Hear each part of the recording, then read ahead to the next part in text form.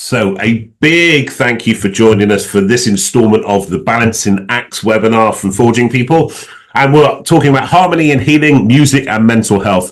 Such a brilliant subject I've been looking forward for a few weeks now to get my teeth into. And it's kind of presented itself really because my guest today, Mark, our kind of paths crossed through the power of LinkedIn and networking and stuff. And I heard from other people what great stuff he was doing. And Mark will introduce himself very shortly. And Emma Lou is part of my huge Forging People entourage. She is vocal coach to the stars and to me. And I'll probably need her because I am battling a chest infection right now. So come and rescue me. Don't slow hand clap me off if I freeze, please. That'd be great. But Emma will introduce herself very shortly as well. But welcome along.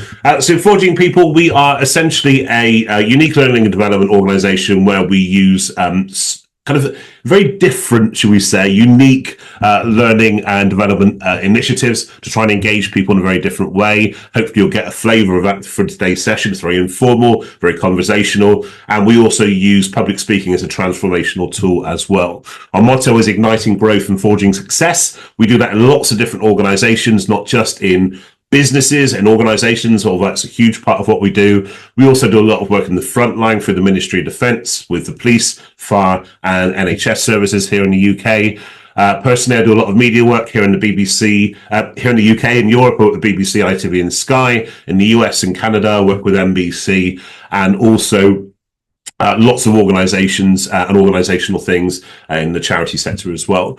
But my crowning glory today has to be host and creator of KFC TV. I trained all my life for that gig. I'm 6'4", 24 stone, hosting a fried chicken TV station. But that isn't for today. If you want to know about that, come and let me know later on.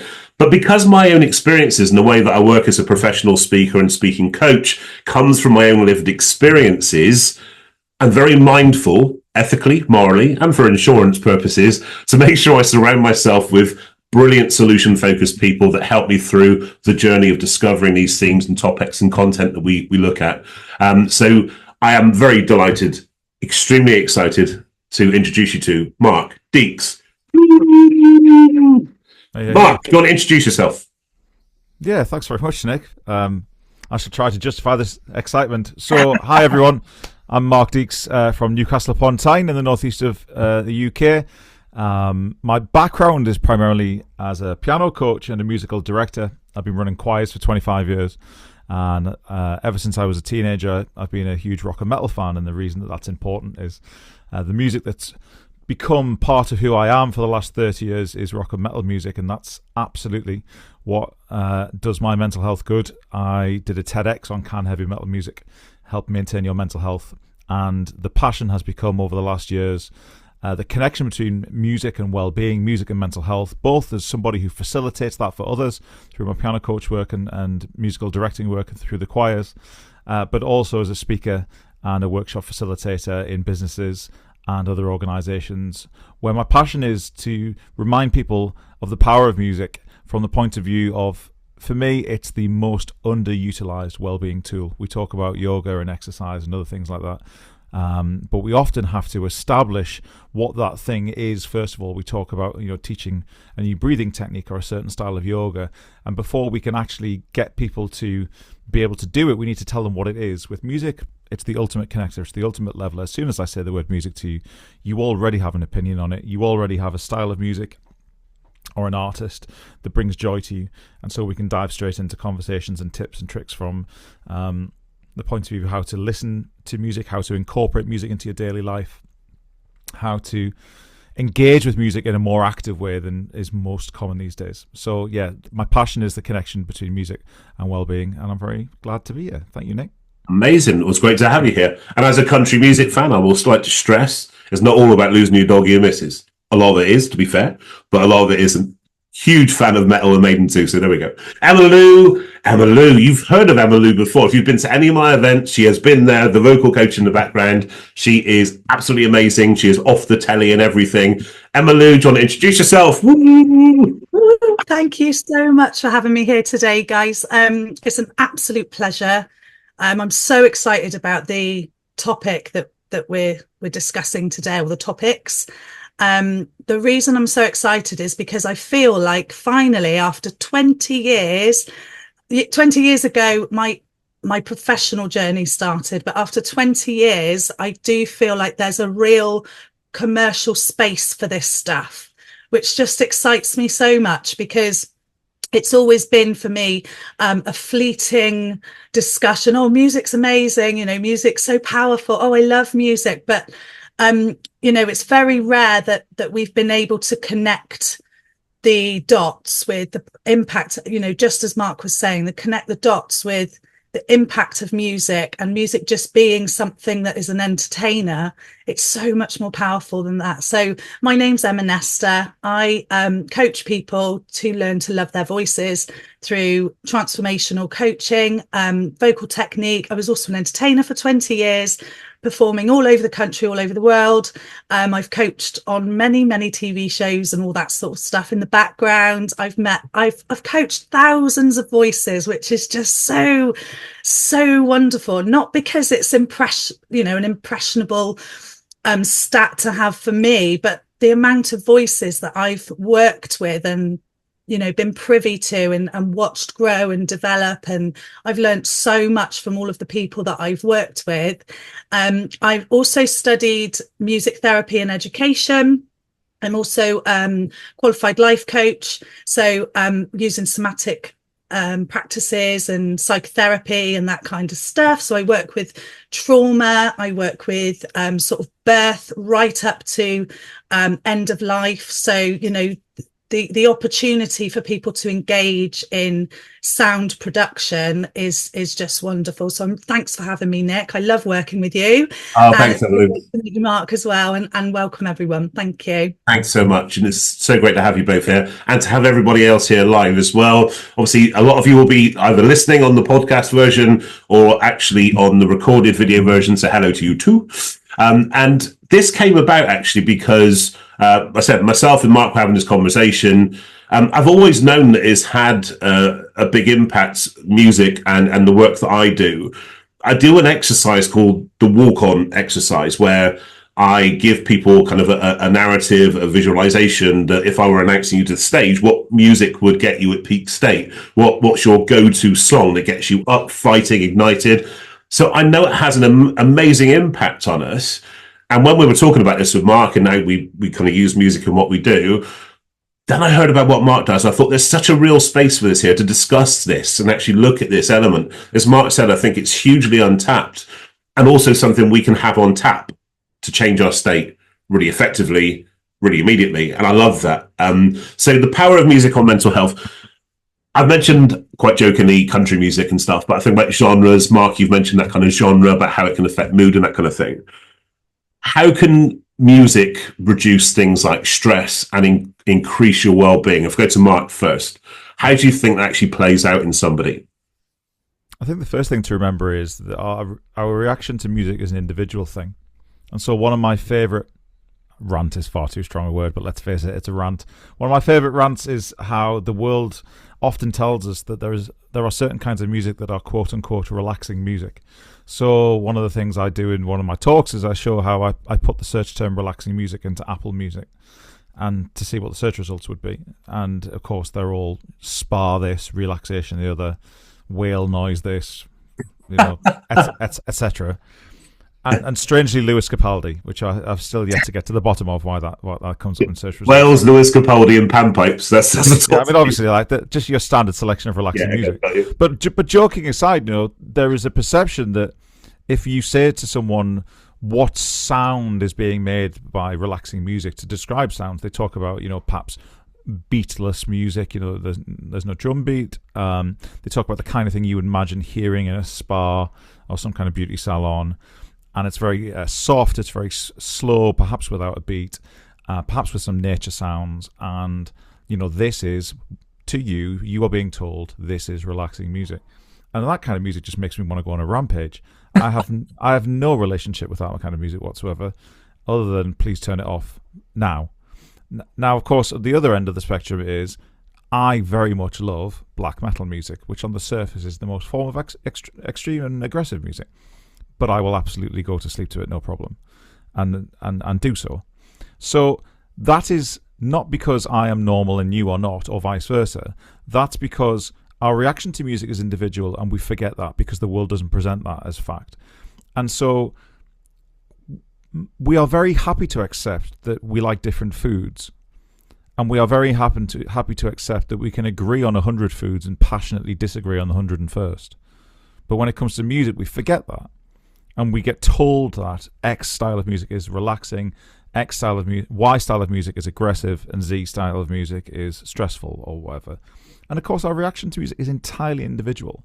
But the cliches and the stereotypes that are completely reinforced by everything we see, if you watch a TV drama or a crime documentary and there's some music being played in the background when there's a baddie on screen, it's usually rock or hip hop that's in the background.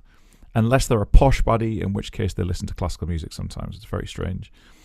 But most baddies listen to rock and metal or hip hop, apparently, which of course it's absolute nonsense. Any cross section of society, people listen to all kinds of music. So for me, it's giving yourself permission to acknowledge that perhaps jazz chills you out and country makes you aggressive. Perhaps metal chills you out and classical music makes you want to, crash your car through a wall. That there are extreme and personal reactions to all kinds of music, and that's okay. Yeah. So once we acknowledge that, now it's like, right, a conscious active engagement of what music makes me feel better, what music puts a smile on my face, and that might be a different answer at 7 o'clock in the morning to 9 o'clock at night. That might be a different answer when you're driving to when you're in the shower to when you want to go out and conquer your business day. All of these things, there are all kinds of variables at play, and one answer doesn't fit all, and that's all right. I love that. It's a great answer. And like I said, I do see that play out in that variation of choices that people go for in that exercise, for example, that people will walk on to the Benny Hill theme tune, Baby Shark, Darth Vader's March, weird stuff. It's not all the same motivational stuff. Don't get me wrong, there are popular ones, AC/DC Thunderstruck and Proud by Heather Small. That's simply the best kind of thing. But you're quite right. I love that diversity in it as well. And Em, I know we've had this conversation before when we were kind of joking about kind of Morrissey and the Smiths and things, that actually there's an element of, I guess, commonality in music as well. And the way that you command a room, because I've seen you do this in person, the way that you command a room by using music, which can make people feel really uncomfortable in a group environment. What's your take on this kind of link between music and mental health when it comes to group engagement, for example?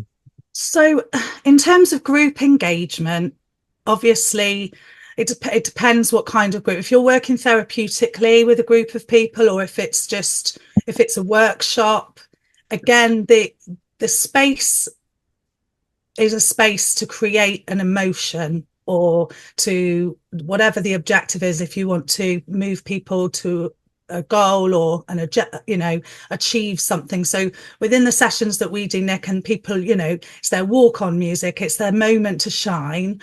There's so much going on, and like Mark says, it's unique to each person, but also there's an element of, what do I think I should put on right now? What people are going to think is the right piece of music for me? It's very rare that people will just go with their first choice. And I think with music, and like Mark was saying, with music, there's no right or wrong.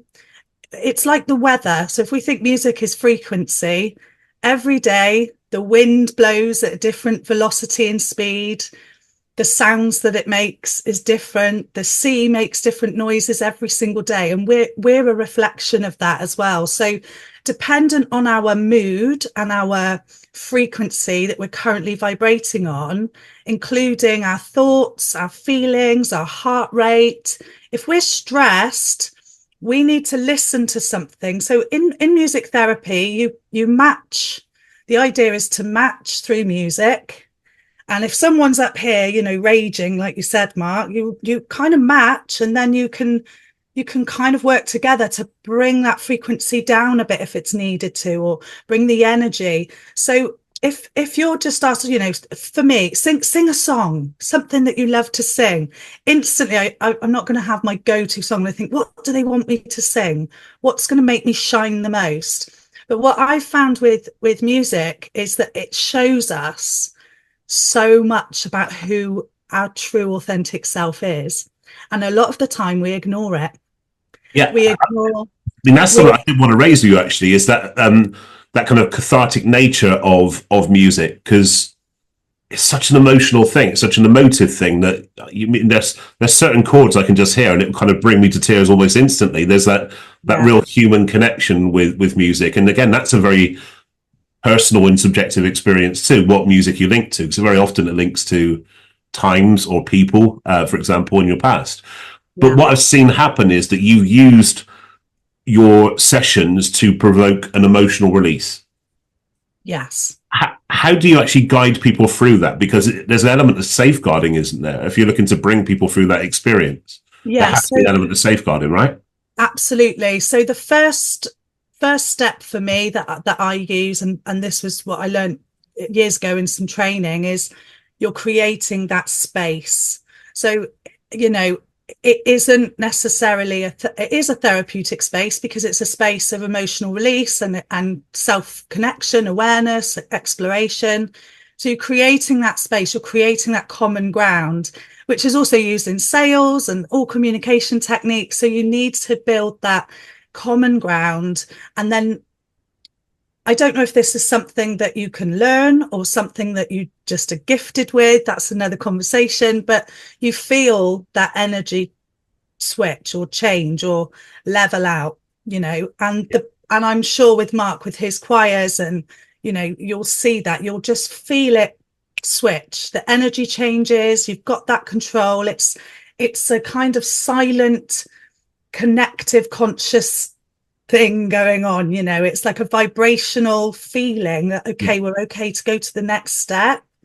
It's you know, an invitation to join in, and once you feel that, you can, you know, try stuff out. And I don't know if you've noticed, Nick, I use the same exercises, but they are always a bit different. Oh, absolutely. Yeah. Who's in the room? The energy is different. The sounds are different. You know, the experience. And that's a great point to go to Mark to, actually. When you're engaging people, Mark, either as a performer, as an artist, as a mental health speaker, all the kind of the caps that you wear, how do you start to introduce your tools? What tools do you bring into your audiences to make them feel safe, supported, trusted, then engaged? I mean, it starts by, like I was saying before, and whatever your reaction to any piece of music is fine. Yeah. And like Emma was saying, you know, sometimes there's an expectation that a certain style of music or a certain piece of music is supposed to make you feel in a certain way. So like in a previous life, Emma was talking about being an entertainer for 20 years. I played piano at weddings for 30 years. And the endless couples who would present themselves to be saying, you know, we want to know what's currently popular in wedding music. And I would say, what's wedding music like? Is that a genre? Because wedding music just doesn't exist. It's just like the language that gets used around music is so imprecise. Relaxing music, background music, easy listening, wedding music, funeral music. None of these things are things, but we just they're constantly reinforced to us. So I would say, no, what song makes you think of your other half? I don't care if no one else in the room knows what that song is. If that's the song that makes you think of your other half, that's the song you should have at your wedding. And because music is about the people that it connects us to, the memories that it connects us to, the emotions that it connects us to. The songs that stick with you literally become part of who you are. Like I did a talk in a junior school a few weeks ago for some kids like 7, 8, 9 years old. And I said to them, right, we're gonna do an experiment, which I do like with businesses or with kids because it proves a point so beautifully. Think of a song that is connected to a memory of a holiday or a day out for you. And that could be, you know, a kid's party around a pool, but it could be your auntie singing in the car on the way to the airport. I mean, it doesn't have to be anything significant, right? Whatever it is, tell me who can think of a song and a day out or a holiday memory that are connected. 3/4 of these 8-year-old kids put their hands in the air. And I'm like, right, okay, tell me, what was the song? Picked some kids. Tell me the song straight away. Who was there? Tell me who was there straight away. What was the weather like? They can tell me the weather straight away. That's an instant return in the mind of an 8-year-old child to 2 years previously. They could tell you who was there, the weather, what the song was, how they were feeling that day. That's what music is about. And I was saying to them, you might not realize it yet, but in 30, 40, 80 years' time, you're still going to have that memory. It's going to still be part with you. It's like when people talk about they're going to events and weddings, and the things that people actually remember is the music and the food. Because they're the things that we actually connect with emotionally. So when I'm speaking or when I'm facilitating a workshop or whatever it is, it's about getting people to go there.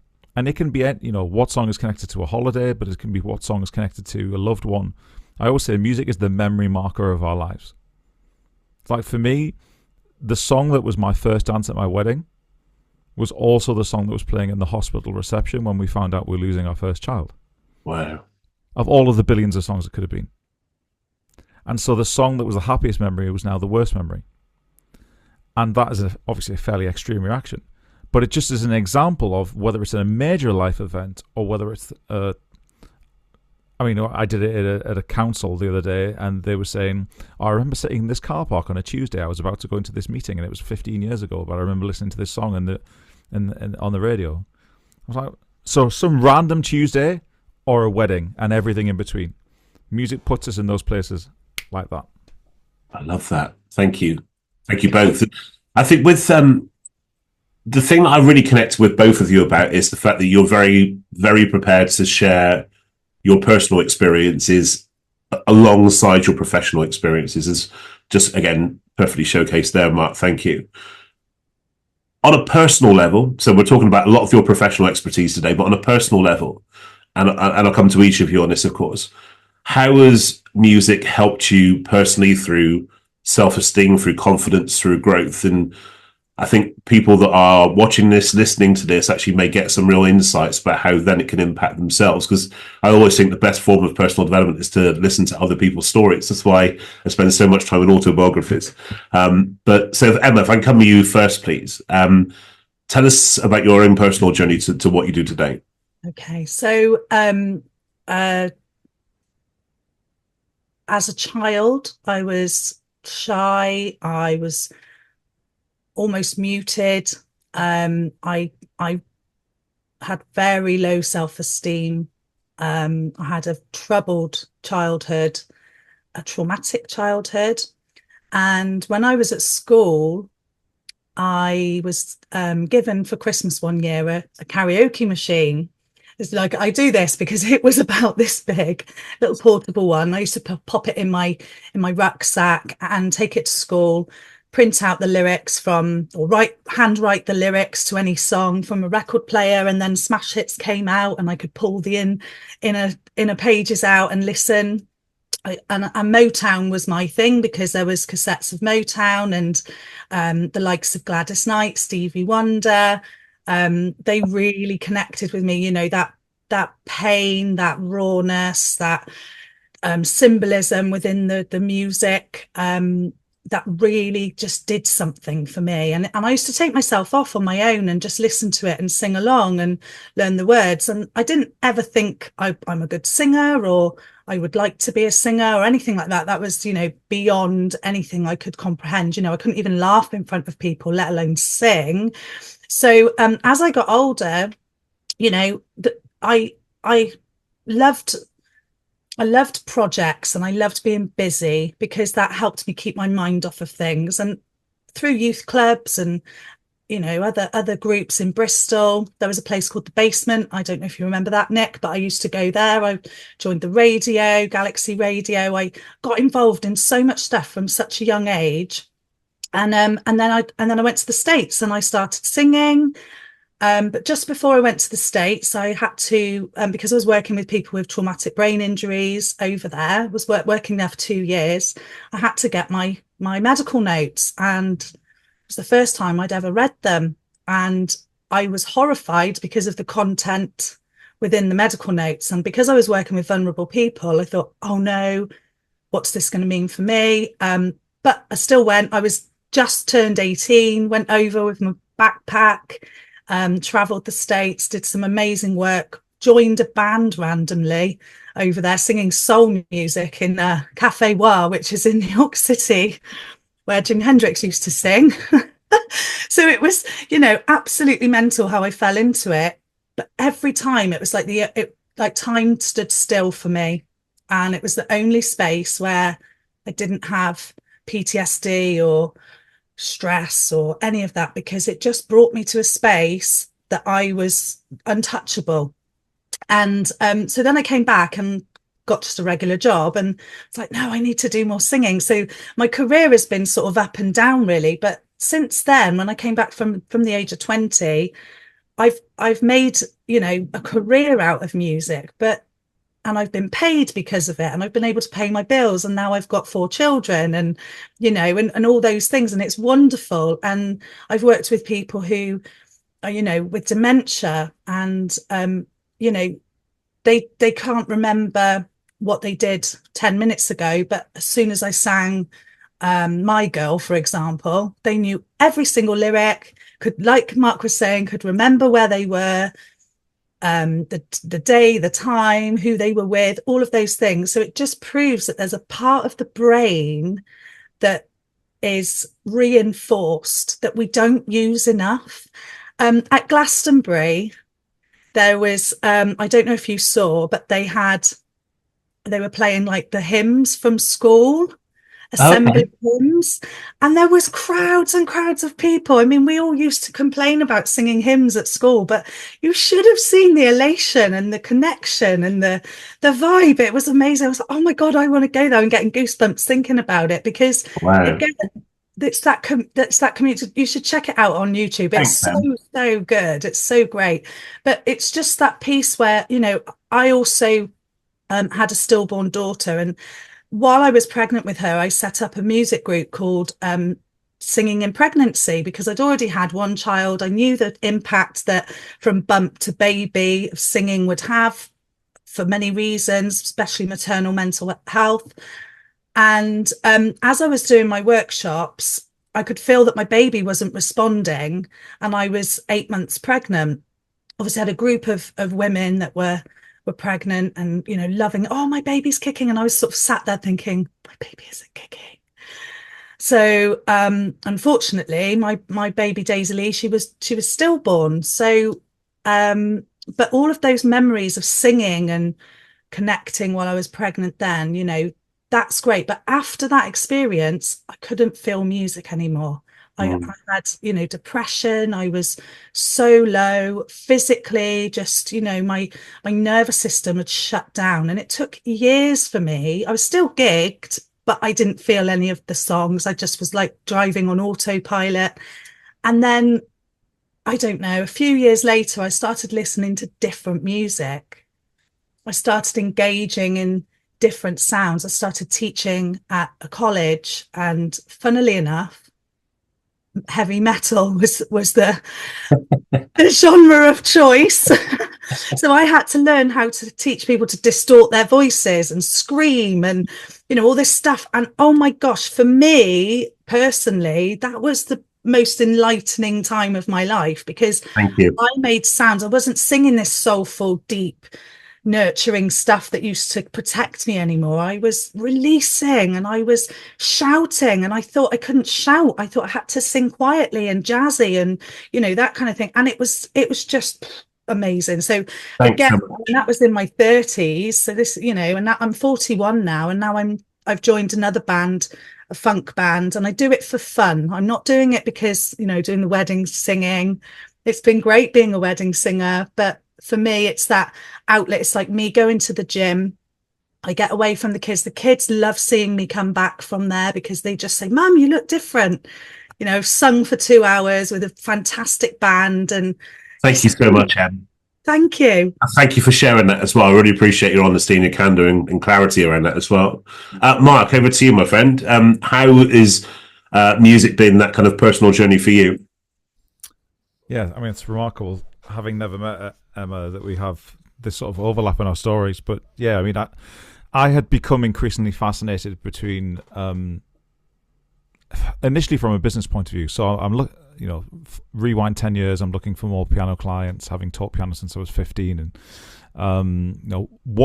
trying to really get fascinated by what stops people taking the first step to have a musical hobby. If you go and stand at any party or in any office and say, who wants to play a musical instrument? 80% of the room will go, yeah, I've always wanted to play whatever the instrument is. But many of them will never take the first step and will stand at parties for 50 years saying, yeah, I've always wanted to play piano, but there'll be some story that they've been telling themselves since childhood. And so I started to try and get really interested into why people did take the step. What was the difference? And started to notice that whether I spoke to people in me choirs or people who were piano clients, asking them what they got out of having a musical hobby, what they got out of engaging with music in some kind of active way, the first answer people gave was often nothing to do with music. The first answer they gave was often, it gets me out the house. I feel less stressed when I do it, or I'm lacking in confidence and I feel that this improves that side of who I am, or my home life is fractious and I need some time just for me, or the kids are really stressing me out and I just needed to get out of the house an hour a week, or whatever it might be. There will be some story that tends to be, when you pay attention to it, well-being based. They're using a musical engagement to fulfill a role in their life that is the same hole that some people fill by going to join a gym, by going to do yoga, by going to do, take up cycling or running or whatever it is. The things that people do because they know it is good for them, and which often is presented as just exercise and nutrition and nothing else. The kind of things that in business entrepreneurial land people get told, you get up at 5 a.m. and have your lemon water and everything's okay. That stuff.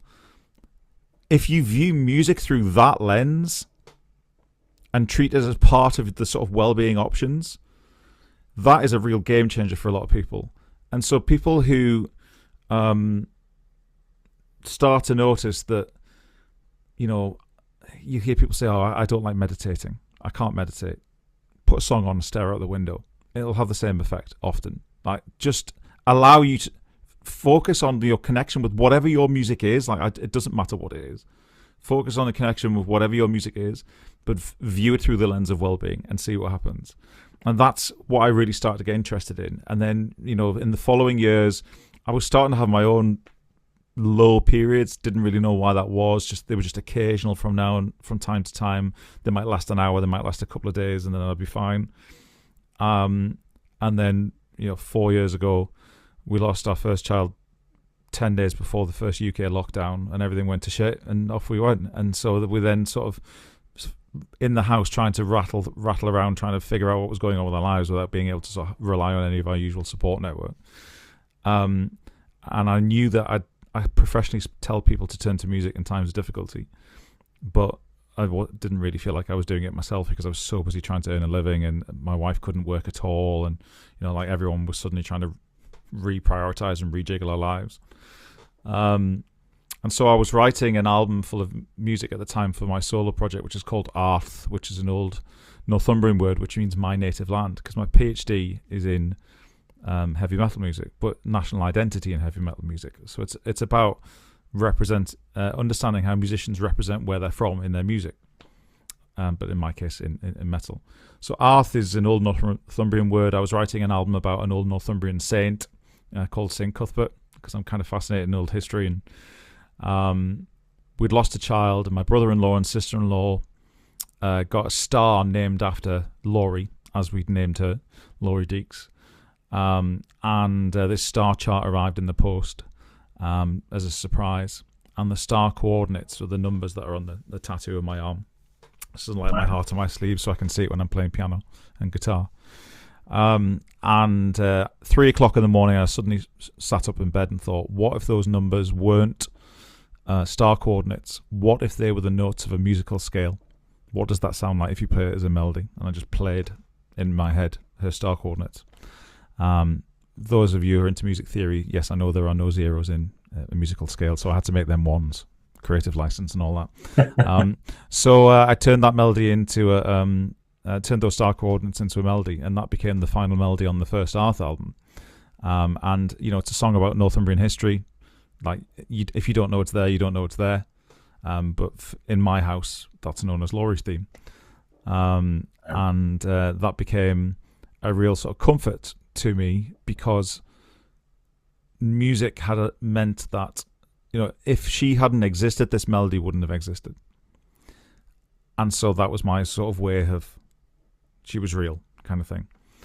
And so that's what really set me off on the path of speaking about the connection between music and mental health, because I feel like that has given me the, almost like everything that has been seemingly disparate in my life in terms of 30 years as a piano teacher, 25 years running choirs, but also having this metal land, which, you know, I've got 2 record deals for my metal bands, and so I'm in metal land and no one understands why I like choirs, and I'm in choir land and no one understands why I like metal.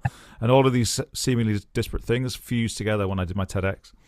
And suddenly it was like, this is my sweet spot. I've spent my life as a lecturer and a teacher and a performer, and now I can use what's happened to us to sort of spread the impact of, like, we all have access to this music, and it doesn't matter what the music is, but engage with it and see what happens.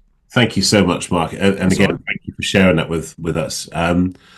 Really lucky to have you both on today. Actually, it gives a real dimension to the subject that we're talking about. I guess in a minute max, so we can stay on time. Tell us about somatic voice work, that relationship between body and breath. Give us an overview of how you do that, because again, I've seen you do this from stage to a lot of people. What's the impact of that? Are you muted, by the way? There you go. So yeah, really interestingly, voice work. A lot of us feel like the voice is something that's beyond our control, but actually we're a mechanism that all works together and functions together to create and produce the sound. And this was a massive turning point for me, because as I studied over the years, I realized we have cavities in our body that the sound vibrates in, and they're all situated around, and without getting too technical, but that's why sounds like yum, all these sort of sounds are really, really good for us, because it vibrates and then sets off the vagus nerve, which then sort of vibrates down and just eases our nervous system. So we've got this tool to change our physical state just through a simple hum. The breathing, the diaphragm, the intercostal muscles, the posture that it gives you, and that connection with the mind. But it is a physical, it's not just a gift, it's something that we can physically be in control of. The other part of it is releasing that emotion and releasing that tension, shaking, creating those sounds, in heavy metal, for example, or rock music, when they go down on one knee, that's because, one lung's bigger than the other. So you can get a bit more of a stretch of a vocal out of it, a bit more of a scream. Physically, we are an instrument and we move about. So that's it in a nutshell. Thank you. I know it's a big task to kind of summarize that in a minute. I do. I know this could go on a lot longer, given all the content you have to share, but Mark, a question for you, I guess, especially with your work with the choir stuff. How important is community when it comes to music? And I'd like to have your opinion on, you mentioned about how different genres of music and how we classify music can breed kind of different subcultures of people as well, classified by their choice of music. What's your kind of take on this? Yeah, I mean, let's face it, if you're not talking about the weather at the bus stop, you can be talking about music, and conversation just begins, right?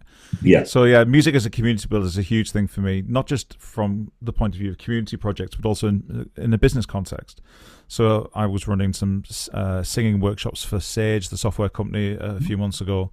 And, they have an office of 2,500 people. Clearly no one knows everyone, but 20, 30 people come together and sing once a week.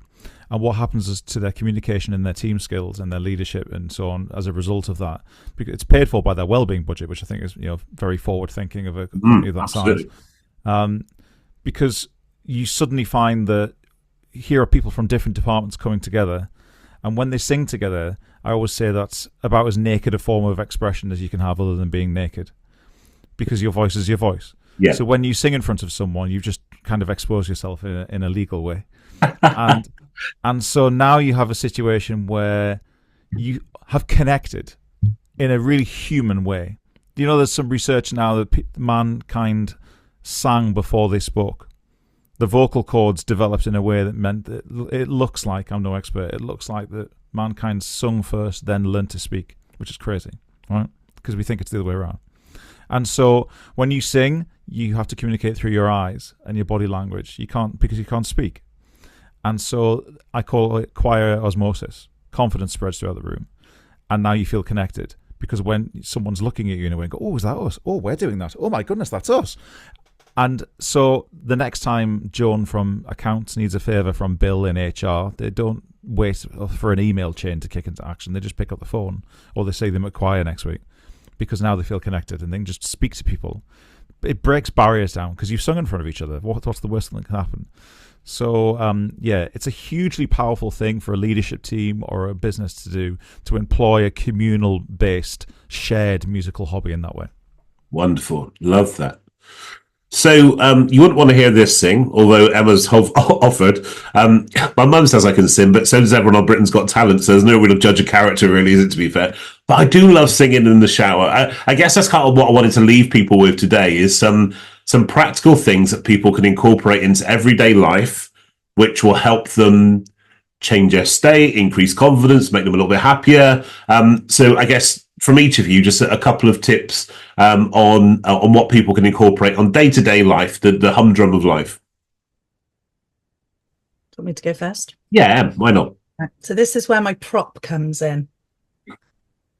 Is that vodka? Because I don't drink. I haven't drunk for 6 years. It's not quite 1 p.m. yet.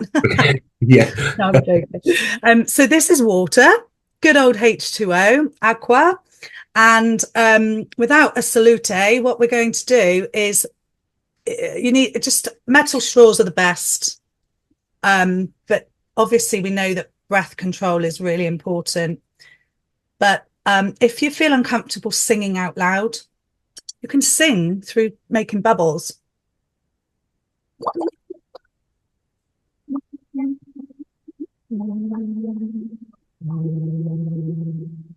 You hear that okay? Yeah. Right. Would be weird if we couldn't, to be fair. We're just a bit of recording for quite a while, but there we go. So the idea, what does that do?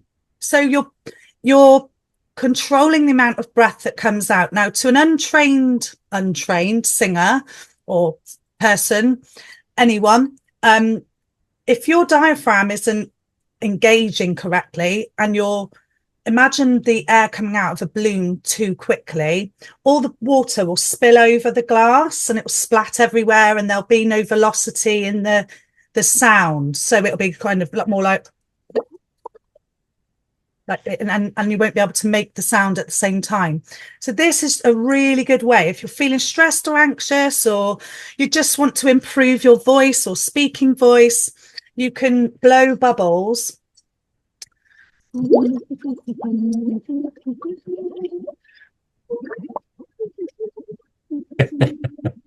So we're in the air, just splattered all over me because my breath control isn't quite right yet. So the more I do it, the better it'll get. But it's really, really great way. It's great for speech. It's used in speech therapy and singing and stuff. But it's really good fun. Don't fill it up too much. Cool. Thank you, Em. And Mark, from you? If you don't know what song puts a smile on your face, you need to create a playlist of the songs that do.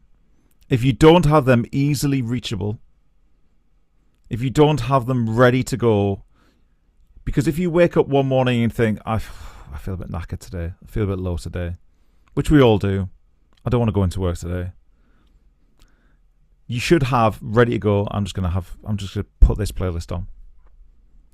And we can all do that for free. Love that. So cool. Very true as well. Can I just say a big thank you to Mark and Em for being here today. Big round of applause for Mark and Em. I guess I wanted to kind of leave you with that walk-on exercise that I mentioned. Let's do that right now. So whatever you're doing, unless you're driving, don't do this. But if you wanted to close your eyes, and I'm just going to talk you through a very brief visualization so that we can try and find your tune. Hopefully very much aligns with what Mark just said. So I am now the MC of the O2 Arena in London. 20,000 people have paid their hard-earned money to come in here. You do your thing, whatever your thing is. You sat back in the green room, sipping a beer, sipping a Prosecco, a tipple of your choice. Your audience are bouncing up and down, chanting and cheering your name. I walk onto stage, I introduce you, and as your crowd erupts, your walk-on music kicks in. That song that motivates you, that lifts you, that gets you at peak state. Not necessarily your favourite song, but your fight song. The one that gets you ignited, up and thumping. What music is playing in your head right now? If you are live on this call right now, in the chat box, pop the name of the song and the artist. If you're watching this or listening to this on catch-up, send me the name of the song and the artist, and I'll build a little playlist for you and get you kick-started on Mark's great idea. So that's us. We're going to come back to the room now for any questions that you may have, and the recording will stop for the confidentiality of the room. If you have any questions for Mark or Lou or myself, please do reach out to us at team@forgingpeople.com, and then we'll reach the right person. I know Mark and Em would very much like to connect with all of you here as well. Mark and Em have also sent me some great links of their work and what they do away from here that I'll send on to every attendee too. Again, if you're watching on the catch-up, do send us an email. We'll make sure that you get a copy of those links as well. But a big thank you for being here today. I'm going to stop the recording now and come back to the room.